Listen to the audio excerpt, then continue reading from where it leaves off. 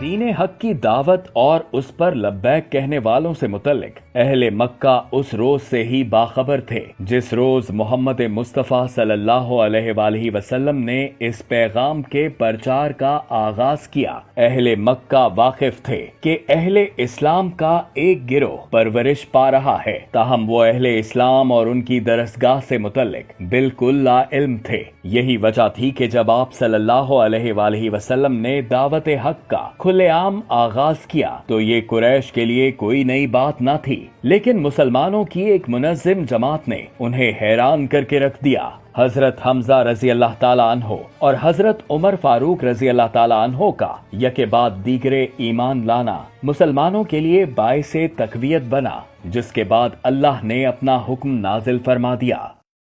پس آپ صلی اللہ علیہ وآلہ وسلم کو جس چیز کا حکم ملا ہے اسے واشگاف بیان کر دو اور مشرکین کا ذرا خیال نہ کرو۔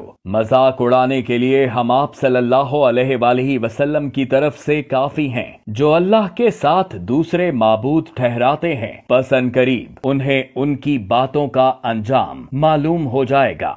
حکم الہی سے اہل حق کی اس جماعت کو رسول اللہ صلی اللہ علیہ وآلہ وسلم نے قریش پر عیاں کیا اور دو صفوں میں ترتیب دے کر قیادت حضرت عمر بن خطاب رضی اللہ تعالیٰ عنہ اور حضرت حمزہ رضی اللہ تعالیٰ عنہ کے حوالے کر دی۔ آپ صلی اللہ علیہ وآلہ وسلم کی سربراہی میں یہ جماعت کعبے کا طواف کرنے پہنچی، جہاں سے دعوت عام کا آغاز ہوا۔ حق و باطل کے درمیان ٹکراؤ نے جنم لیا۔ یوں دوسرے دور میں اہل مکہ کے جھوٹے تصورات کے مقابل اسلامی افکار کو غالب کرنے کے لیے جدوجہد کا سلسلہ شروع ہوا۔ دعوت حق کو ٹھکرانے کے ساتھ ساتھ مشرکین مکہ نے رسول اللہ صلی اللہ علیہ وآلہ وسلم اور ان کے اصحاب پر جبر کے پہاڑ توڑنا بھی شروع کر دیے۔ آپ صلی اللہ علیہ وآلہ وسلم کے گھر پتھراؤ ہوا۔ ابو لہب کی بیوی نے گھر کے باہر گندگی کا ڈھیر لگایا اور ابو جہل نے آپ صلی اللہ علیہ وآلہ وسلم پر قربان بھیڑ کا رحم اچھالا،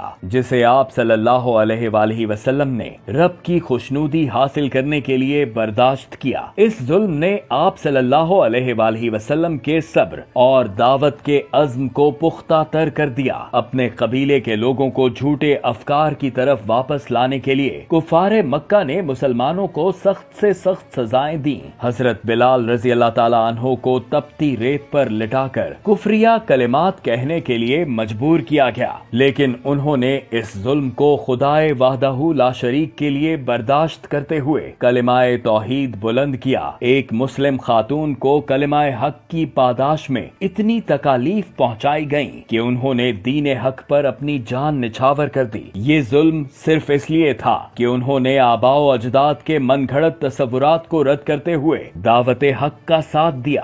بارگاہ حق میں سرخرو ہونے کے لیے مسلمانوں کی اس جماعت نے تمام تر تکالیف کو صبر و استقامت کے ساتھ برداشت کیا۔